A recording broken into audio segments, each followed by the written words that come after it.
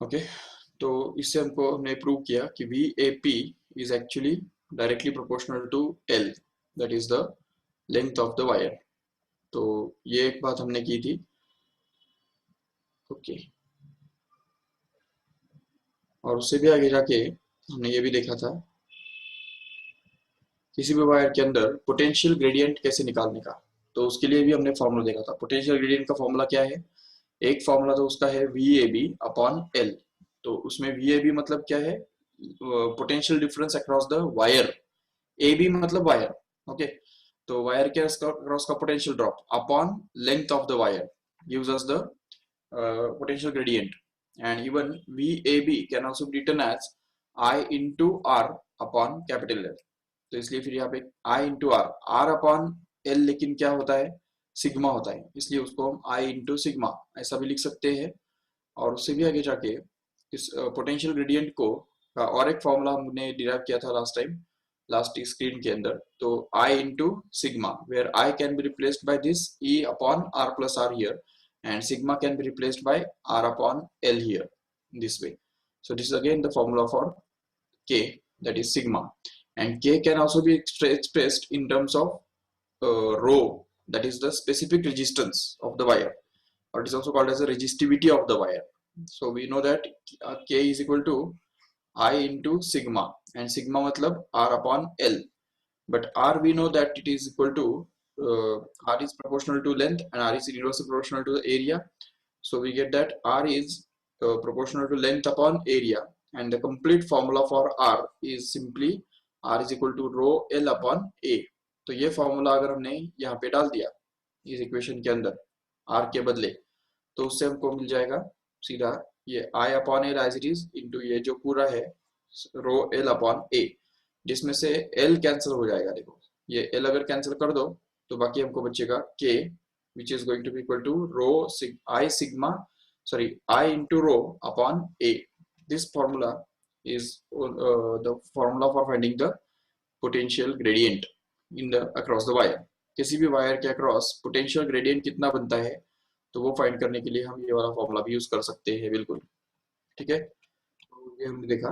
अभी उसके बाद हम आगे बढ़ेंगे और आज के लेक्चर में देखेंगे कि what is the use of potentiometer. See here, ये भी हमने कल थोड़ा थोड़ा देखा था लास्ट टाइम जाते जाते कि potentiometer can be used to compare the EMFs of two cells. तो दो सेल्स के ईएमएफ्स कंपेयर करने के लिए हम ये पोटेंशियोमीटर यूज कर सकते हैं। तो जैसे देखो यहाँ पे, चलो नया डायग्राम ड्रॉ करते हैं।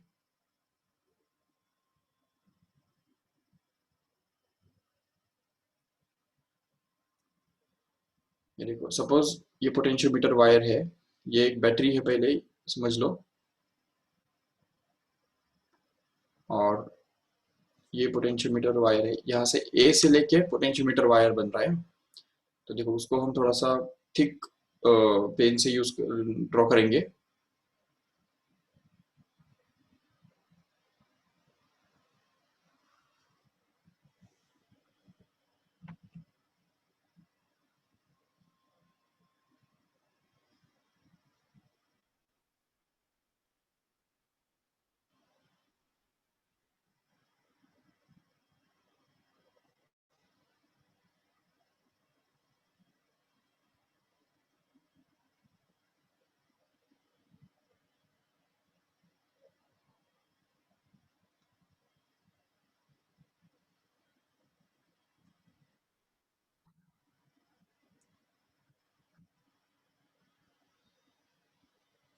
देखो ये थिक पेन क्यों यूज किया हमने, समझा ठीक से? क्योंकि ये वायर जो है वो हाई रेजिस्टेंस वाला वायर है, इसलिए वहां पे हमने इसको उसको ड्रॉ करने के लिए थिक पेन यूज किया। और ये जो थिन पेन हम यूज करने वाले हैं, तो it is the normal wire, जो कंडक्टिंग वायर जो होता है कि नहीं, तो वो ड्रॉ करने के लिए, वो दिखाने के लिए हम यहाँ पे थिक पेन यूज करेंगे। तो ये की है और ये रेओस्टेट है जो करंट को कंट्रोल करने के लिए यूज किया जाएगा। ठीक है, ये स्लाइडर को चला गया। ओके, अभी देखो होता क्या है कि अभी हमको यहाँ पे एक सेल लगाना है। ठीक है, we'll have to connect a cell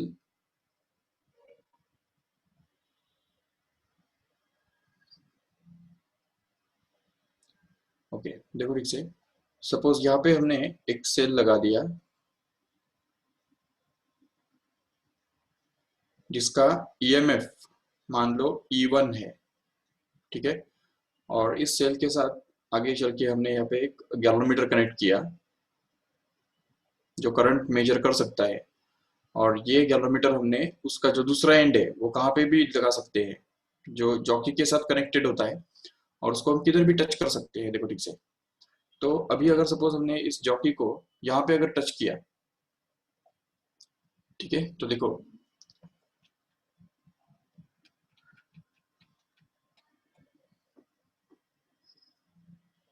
concept ऐसा है, मैं बताता हूँ आपको। ये देखो, suppose we take this jockey and connect at this point, ये पॉइंट को कनेक्ट किया, ठीक है। तो उससे क्या होगा देखो कि अभी ये जो लेंथ है, ये लेंथ हम मेजर कर सकते हैं आराम से, ठीक है। इसका जो पोटेंशियल ग्रेडियंट है वो अगर हम मान लेते हैं के है, ठीक है ना। के के मतलब क्या है यहाँ पे, potential gradient which is the potential difference per unit distance, ठीक है। तो कोई भी एक दो पॉइंट्स के बीच में का जो पोटेंशियल डिफरेंस है वो कितना होगा, के times the length of that part of the wire, इतना होगा। तो अगर मान लो ये लेंथ एल है, तो उस इन दो पॉइंट्स के बीच में पोटेंशियल ड्रॉप कितना होगा, के एल के बराबर होगा, करेक्ट है।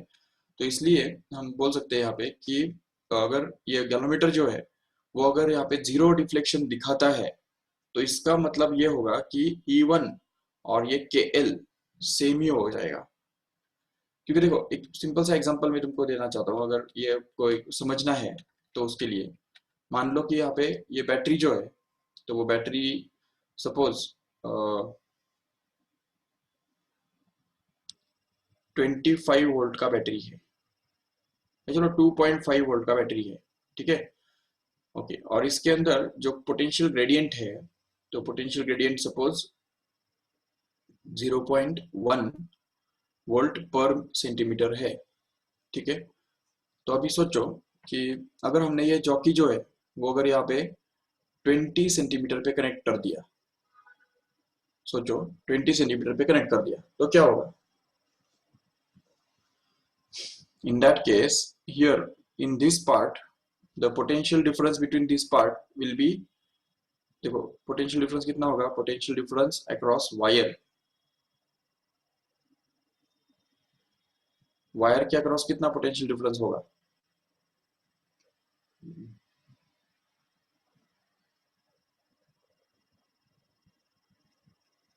वो होगा पोटेंशियल ग्रेडियंट मतलब के इंटू एल ना।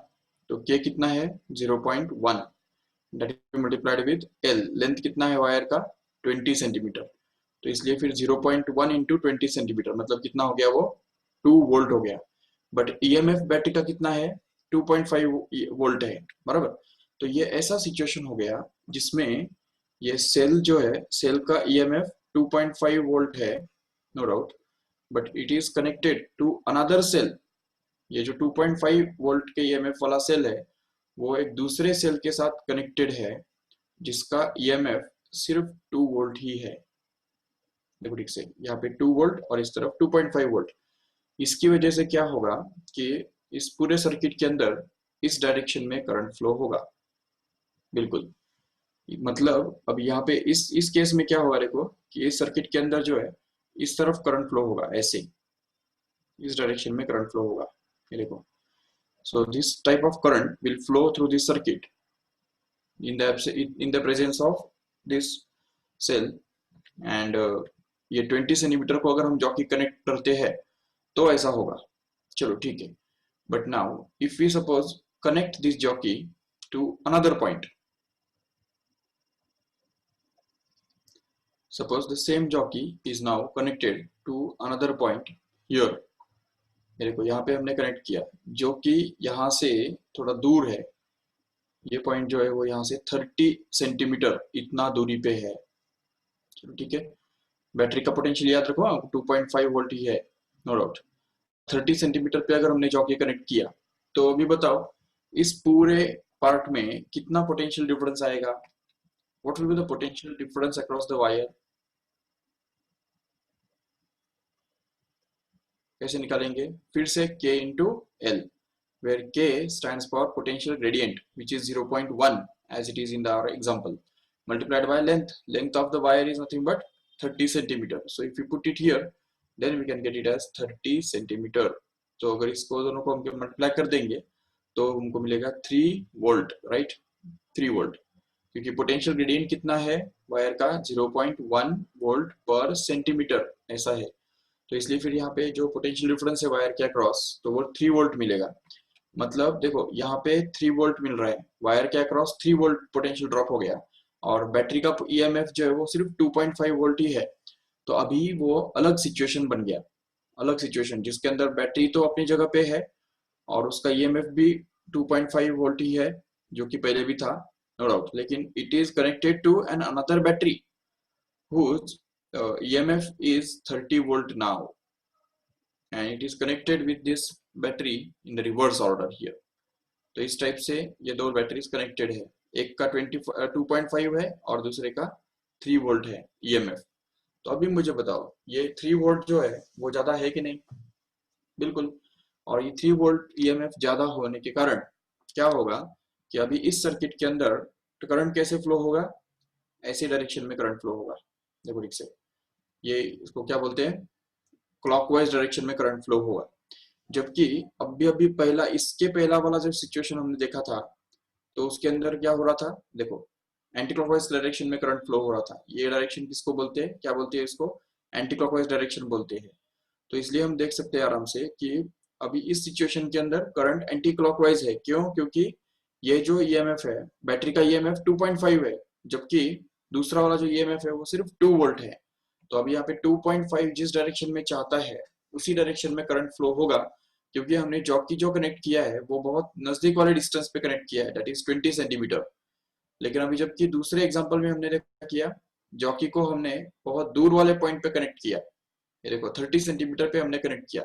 इसकी वजह से वायर के अक्रॉस 30 सेंटीमीटर 3 वोल्ट आ गया, 3 वोल्ट पोटेंशियल डिफरेंस आ गया, और उसकी वजह से ये पूरे वायर के अंदर 3 वोल्ट पोटेंशियल डिफरेंस है, और ये बैटरी का ईएमएफ जो है वो 2.5 वोल्ट।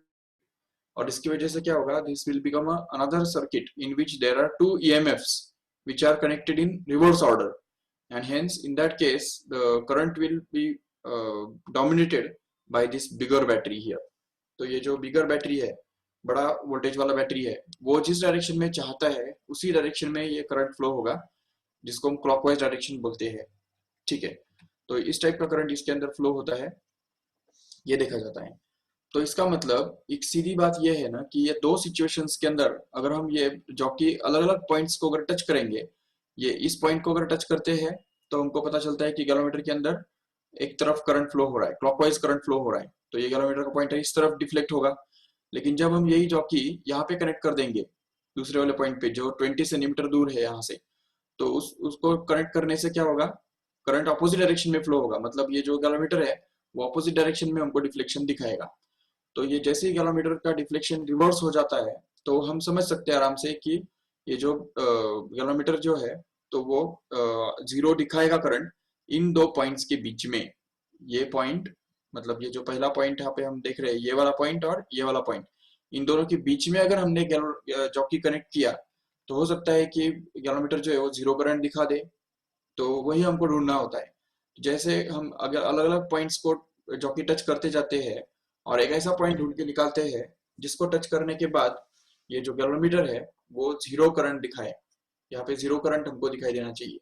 तो जैसे ये गैलोमीटर जीरो करंट दिखाता है तो उस केस में हम क्या बोल सकते हैं कि we can say that that point is called as the null point, and when it is possible, कभी होगा ऐसा कि ये जो गैलोमीटर है वो जीरो रीडिंग दिखाएगा। तो देखो, तो अगर ऐसा होता है कि galvanometer shows zero reading here when it is connected to, suppose the galometer is connected to this point here and suppose it shows zero reading, it means that the length of this wire here must be exactly 25 centimeter, 25 centimeter, and the EMF of the battery is 2.5 volt, right? And the length of the wire is 25 centimeter, and as we know that the potential gradient of the wire is going to be 0.1 volt per centimeter, which is constant. So we can say that the potential difference between the ends of the wire, मतलब ये A और P इन दो points के बीच में जो potential difference बनता है VAP उसको हम बोल सकते हैं, that will be actually equal to K into L, where K stands for 0.1 into the length of the wire between this A and P is going to be 25, right? So 25 centimeter. If you work this out, then we can get this as 2.5 volt, right? So this 2.5 volt, when it matches with this 2.5 volt here, then and only the galvanometer can show the zero deflection. ये जो galvanometer है वो सीधा zero deflection दिखाएगा. 0 degree reading जो दिखाता है तो वो उसी रीजन से होता है कि whenever the EMF of this cell is actually balanced by the potential difference across the wire from between A and P. So that's why we can use the condition here that, तो देखो अब यहाँ पे हम condition use कर सकते हैं कि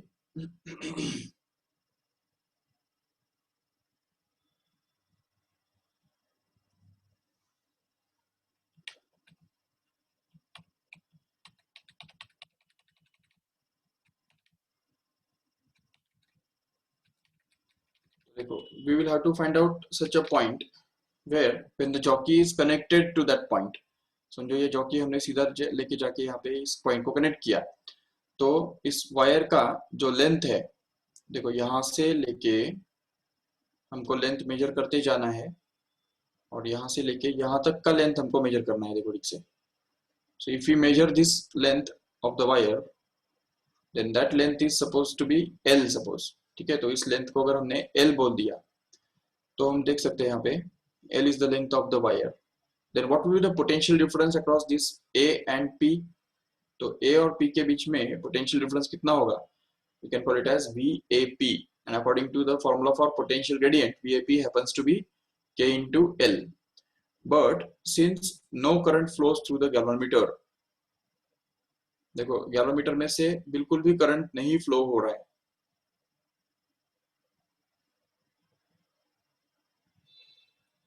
तो इसका मतलब क्या हुआ कि अगर गैलोमीटर के अंदर करंट फ्लो नहीं हो रहा है, इसका मतलब EMF of the cell is getting balanced by the potential difference between this A and P here.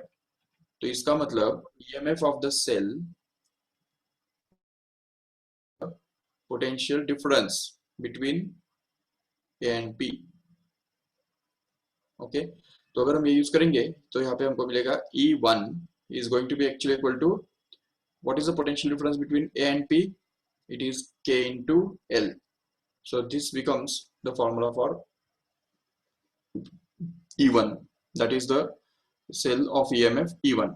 Okay, if we just take this cell E1 of EMF E1 out and if we replace it by another cell here of EMF E2 suppose, तो E2 EMF वाला दूसरा एक cell अगर हम use करते हैं यहाँ पे, तो फिर क्या होगा, उसके लिए फिर से हमको नया बैलेंसिंग लेंथ ढूंढ के निकालना होगा. And if you find it out then we can get this as E2 is equal to K into L2, where L1 is the length of this first balancing length of the first cell. इस first वाले cell का balancing length कितना है, L1 है, और अभी second वाला जो सेल है उसका बैलेंसिंग लेंथ हो सकता है L2 हो जाए. तो उस केस में E2 जो है, मतलब उस सेल का जो EMF है वो हमको मिल जाएगा आराम से K into L2, no doubt. And then just taking the ratio of these two equations, we can get this E1 upon E2, which is actually going to be L1 upon L2, correct है? So this is the formula for finding the comparison of a cell of the EMFs of two cells. तो दो cells के EMF compare करने के लिए हम ये वाला method use कर सकते हैं. This is called as the direct method, okay? But there is another method which is the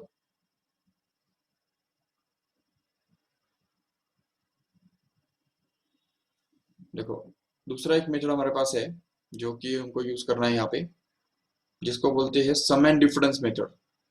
okay, sum and difference method. What mean by sum and difference method? In that method we have to connect the two cells at a time. तो दोनों sales हमको eight a time use करने होते हैं, एक ही समय use करने होते हैं. देखो फिर से हम वो डायग्राम ड्रॉ करते हैं पोटेंशियोमीटर का, जिसमें ये रहेगा EMF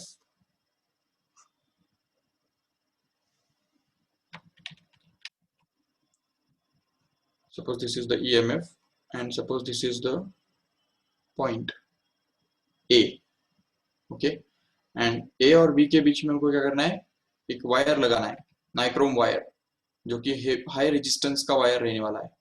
so we can denote it by this thicker portion.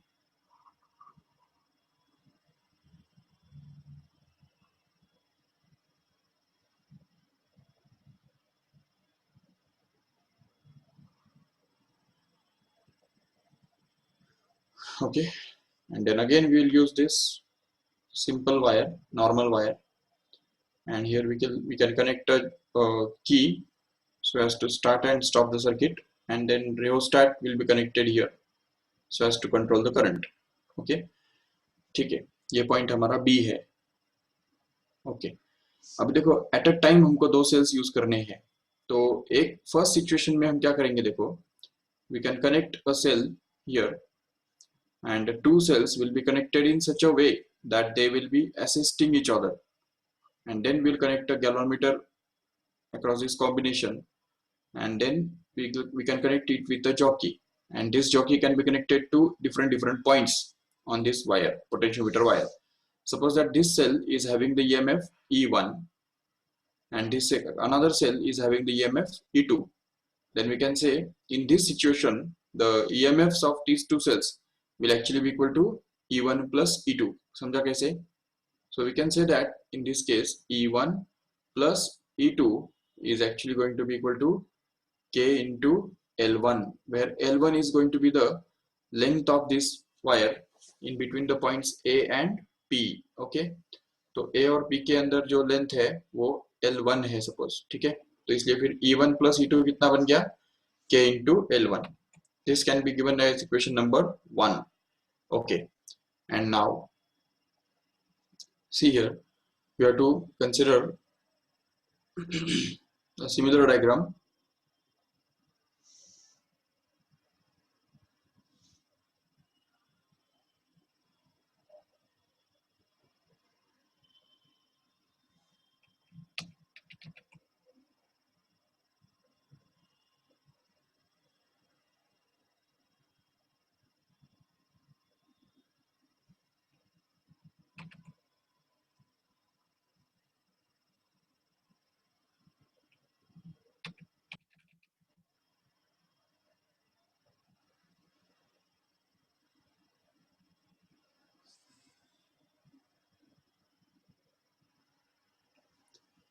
Okay, अभी दूसरे सिचुएशन में हमको सेम सेटअप करना है। देखो ठीक से, ये फिर से एक सेल हम ड्रॉ कर रहे हैं यहाँ पे, और ये वायर है,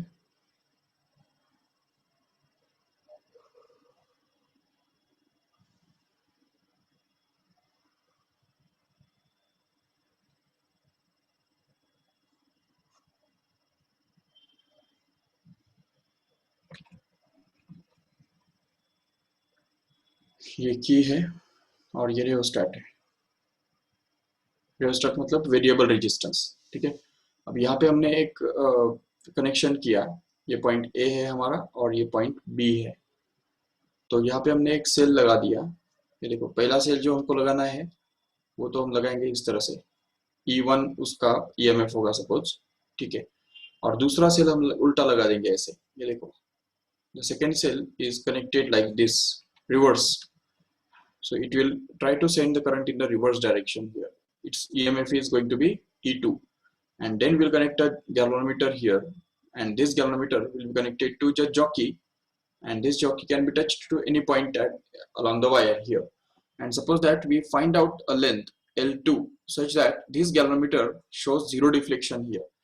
तो अगर ये galvanometer zero deflection शो करता है तो इस ब्रांच के अंदर का जो EMF है, देखो ये वाले ब्रांच के अंदर का जो EMF है वो इस ब्रांच के अंदर के पोटेंशियल ड्रॉप के साथ मैच होगा जरूर, और इसके कारण हम ये इक्वेशन बना सकते हैं कि अब देखो इस वाले ब्रांच के अंदर, पहले वाले ब्रांच के अंदर कितना EMF है, E1 minus E2 है, राइट। तो E1 minus E2 must be actually equal to this K into L2, which is the potential drop across this branch between A and P।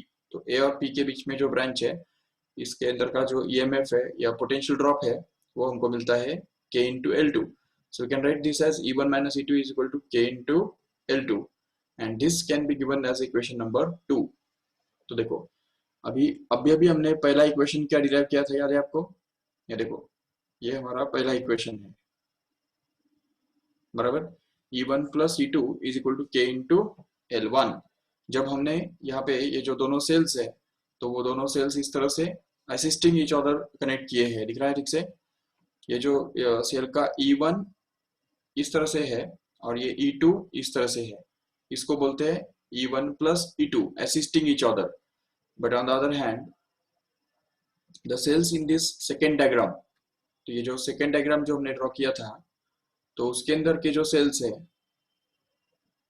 तो वो हमने ऐसे अपोजिंग ईच अदर अप्लाई किए हैं। ये देखो, ये ऐसा है, ये देखो ये सेल ऐसा है, जबकि दूसरा सेल उल्टा है। ऐसा जब हम कनेक्ट करते हैं तो वहां पे क्या होता है, सब्ट्रैक्शन हो जाता है, सेल्स का सब्ट्रैक्शन हो जाता है, और इसलिए सेल्स के जो ईएमएफ्स है वो सब्ट्रैक्ट होंगे और हमको मिलेगा E1 minus E2 which is going to be equal to k into L2, and then we can just take the ratio of these two equations. So यहाँ पे E1 plus E2 divided by E1 minus E2 which is equal to k into L1, तो यहाँ पे आएगा k into L1 upon k into L2, so that this k gets cancelled, and what we are left with is simply E1 plus E2 upon E1 minus E2 is going to be equal to L1 upon L2, and if we just cross multiply here, then we can get this E1 L1 E1 L2 plus E2 L2 is equal to E1 L1 minus E2 L2, right? And now if we take this terms containing E1 in this side, तो ये term इस तरफ चला जाएगा, ये term इस तरफ चला जाएगा, जिससे हमको मिलेगा E1 L2 minus E1 L1 going to be equal to, तो यहाँ पे आ जाएगा E2 वाली टर्म्स इस तरफ ना, तो minus of E2 L2, sorry, तो ये E1 नहीं, E1 वाली टर्म्स हमने इस तरफ लाए, हाँ E2 वाला टर्म इस तरफ लेके जाना पड़ेगा हमको, तो minus of E2 L2 minus of E1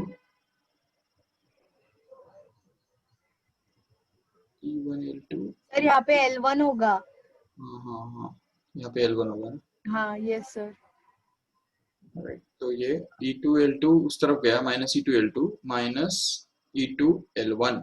okay, अब इसमें से E1 कॉमन ले लो, तो अंदर में बचेगा L1 minus, sorry, L2 minus L1, right?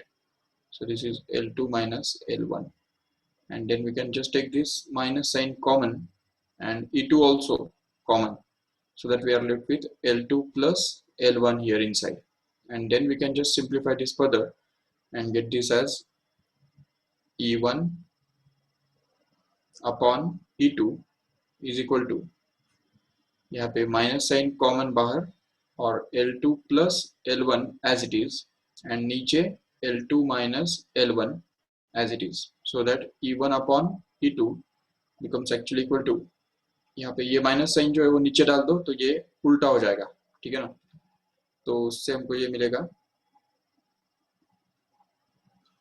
L1 plus L2 upon, यहाँ पे आ जाएगा L1 minus L2.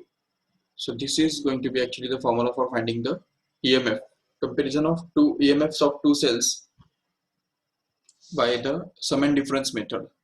This is called as sum and difference method,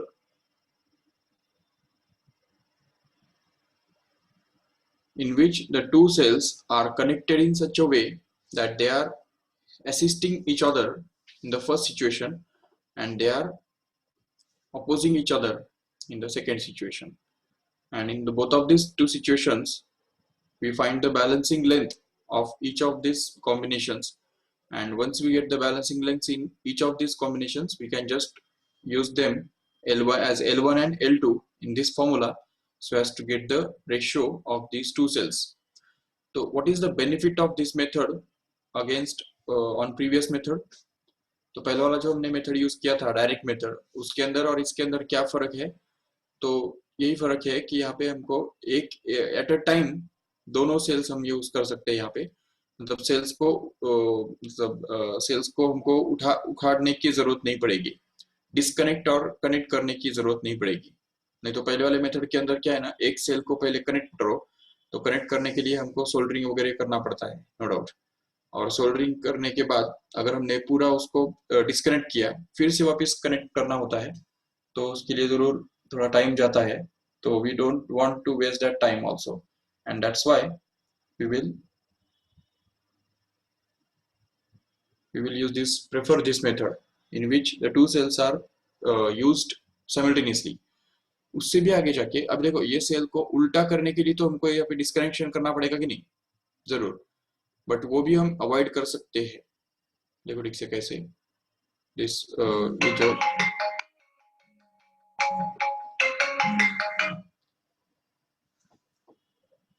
hello, अच्छा, हाँ हेलो, खत्म।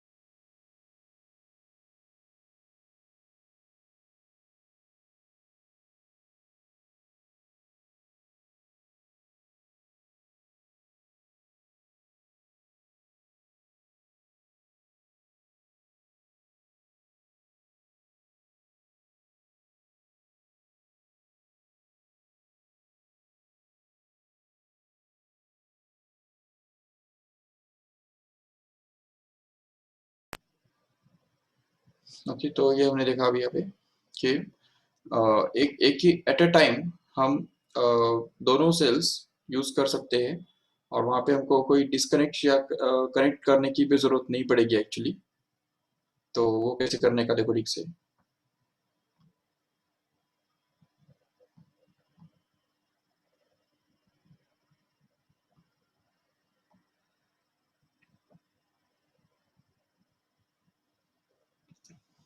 देखो ये हमारा सेल,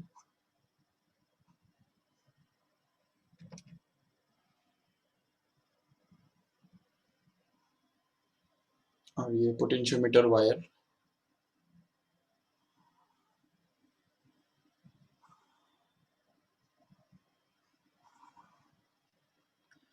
ये इतना लंबा इसलिए किया जाता है ताकि अ, हमको पोटेंशियल ग्रेडियंट कम से कम मिले, क्योंकि जितना कम से कम पोटेंशियल ग्रेडियंट रहेगा, उतना छोटे से छोटा पोटेंशियल ड्रॉप हम मेजर कर पाएंगे उस वायर से। इसके लिए ये वायर जो है वो 400 सेंटीमीटर मोस्टली लंबा किया जाता है। हाँ, 1000 सेंटीमीटर भी कर सकते हैं।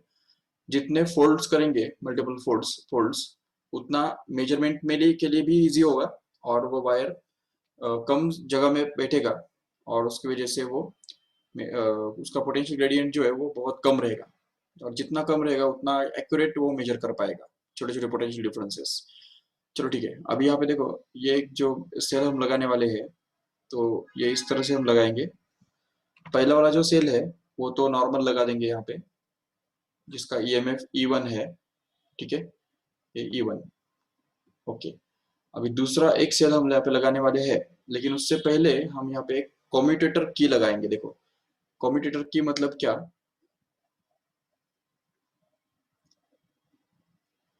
तो ऐसा एक की होता है जिसके 4 टर्मिनल्स होते हैं। ये देखो यहाँ पे एक ये टर्मिनल है, यहाँ पे एक टर्मिनल, यहाँ पे और यहाँ पे, ऐसे 4 टर्मिनल्स है। और यहाँ पे हम गैल्वेनोमीटर कनेक्ट करके उसको जॉकी के साथ कनेक्ट कर देंगे, और जो यहाँ पे किधर भी लगाया जा सकता है, नो डाउट। बट अभी यहाँ पे ये जो 2 पॉइंट्स है, इन चारों पॉइंट्स को हम नाम भी दे सकते हैं। इसको बोल सकते हैं चाहिए तो ए, इसको बी, इसको सी और इसको डी। तो अभी यहाँ पे ना ए और सी के बीच में तो हमने ये सेल लगा दिया इवन, लेकिन अभी बी और डी के बीच में हम और एक सेल लगाने वाले हैं। ठीक है, तो ये देखो ये दूसरा सेल हमने लगा दिया।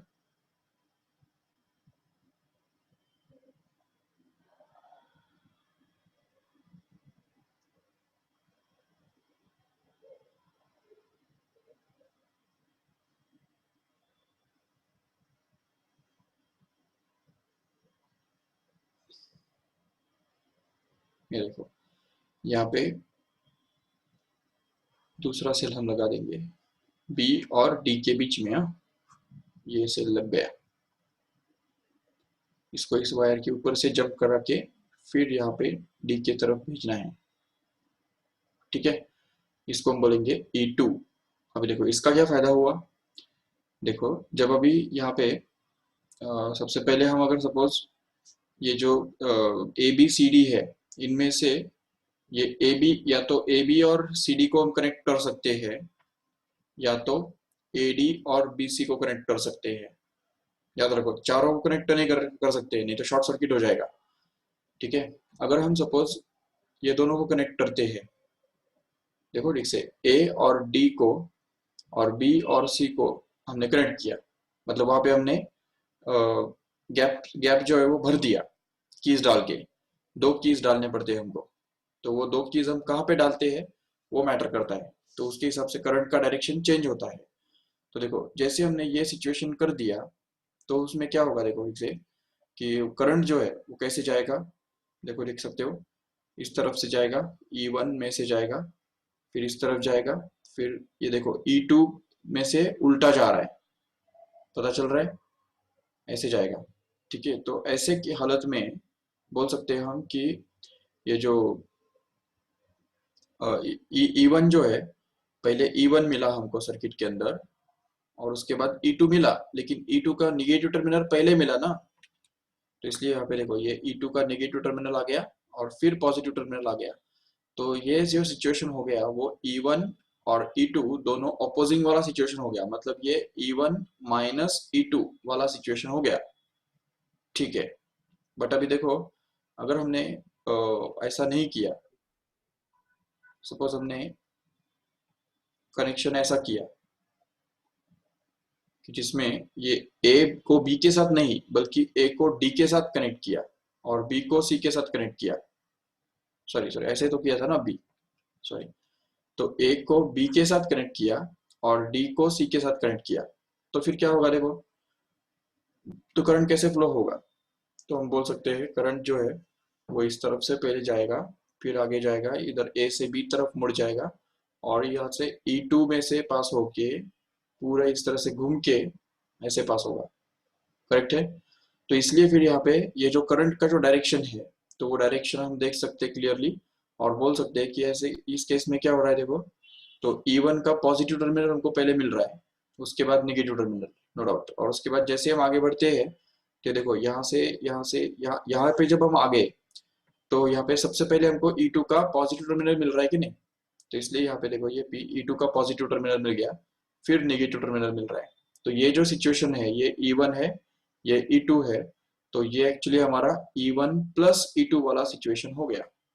समझा ठीक से, तो इसलिए हम देख सकते हैं कि ये कनेक्शन सिर्फ उखाड़ने से, मतलब ये जो 4 वे की है, इस 4 वे की के अंदर हमको या तो A B के साथ और D C के साथ कनेक्ट करना है, या तो A D के साथ और B C के साथ कनेक्ट करना है। इन दोनों सिचुएशंस में क्या होगा, जैसे हम ये दोनों को कनेक्ट कर देते हैं,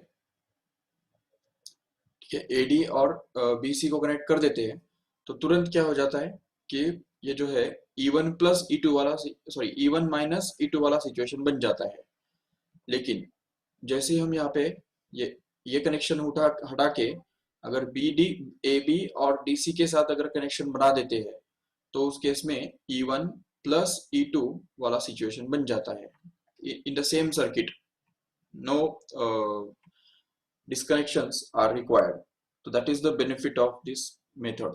तो ये मेथड के अंदर हमको कोई डिस्कनेक्शन वगैरह नहीं करने पड़ते हैं, जो है सर्किट उसके अंदर ही हमको सिर्फ कीज सिर्फ रिप्लेस करने होते हैं।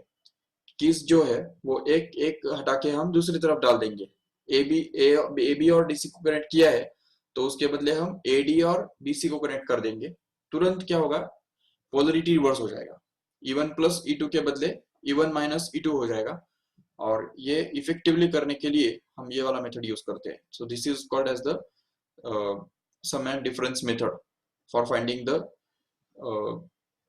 ratio of the EMFs of two cells. Okay, so this is all about the use of potentiometer to find the compare the EMFs of two cells. Remember, चलो ठीक है। तो this is all about the first application of potentiometer. There is one more application of potentiometer to find the internal resistance of the cell, that we will see in the next lecture tomorrow. Okay, so ये lecture मैं यहाँ पे खत्म करता हूँ। Thank you all.